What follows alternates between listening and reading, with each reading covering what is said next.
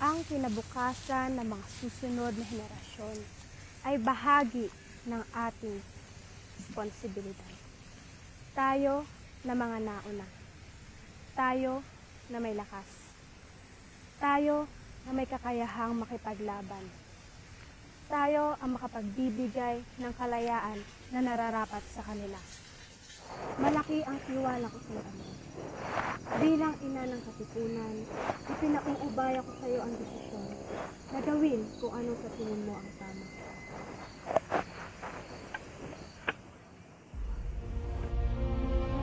Napakarami nang naging biktima ng Espanya. At mas marami pa ang mamamatay kapag hindi natin pinigilan ang kanilang pang-aabuso at pang-aapi. Sa labanang ito, isusuong natin ang ating buhay sa panganib. Ilang araw mula ngayon, sa gabi ng 29, sisimulan na natin ang revolusyon. Ilabas ninyo ang inyong mga sedula. Pagmasdan nyo ang munting papel na umalipin sa ating lahat. Katipunan, kailangan na nating wakasan ang ilang daang taong pananakop ng Kastila. Kulang man tayo sa mga armas. Malakas man ang baril at kanyon ng Kastila. Lalaban tayo hanggang sa huling hininga para sa ating bayan. Unitin ang inyong mga sedula.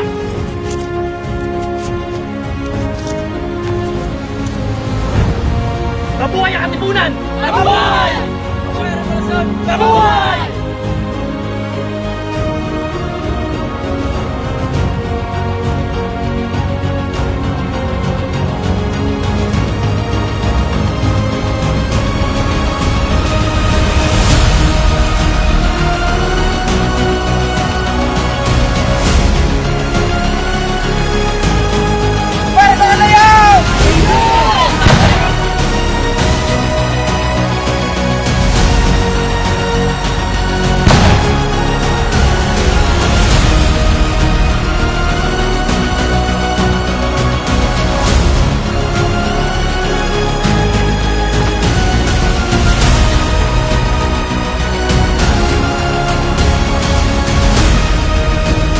Mabuhay ang katipunan! Mabuhay!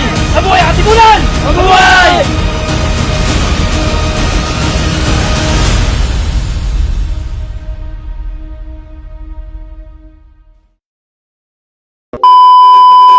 Sisimulan na natin ang revolusyon. Ilabas ninyo ang inyong mga sedula. At sabay-sabay natin punitin. Supremo! Oh! Nakakuha na tayo ng mga armas! Paano? Kailangan natin ng mga sedula! Punyeta!